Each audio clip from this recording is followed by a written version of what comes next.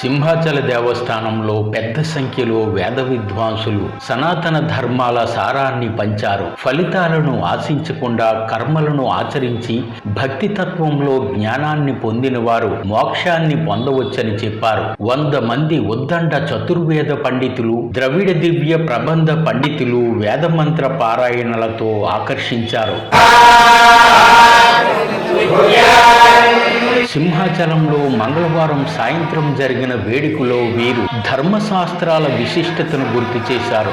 ఋగ్వేదం, శుక్ల యజుర్వేదం, కృష్ణ యజుర్వేదం, సామవేదం, అథర్వణ వేదాలతో పాటు శ్రీరామాయణం, విష్ణు పురాణం తదితర ఇతిహాస గ్రంథాలను దేవదేవుని ముందు విన్నపం చేశారు.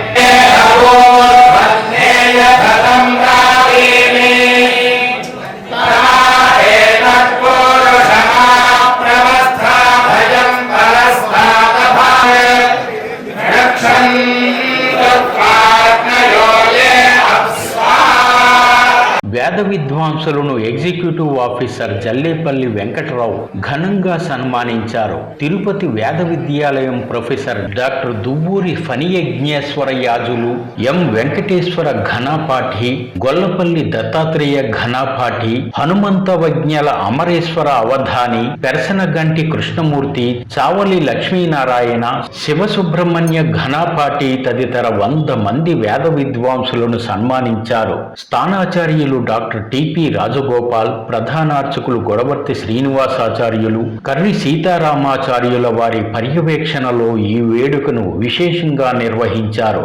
ఏఈఓ తిరుమలేశ్వరరావు తదితర అధికారులు పాల్గొన్నారు.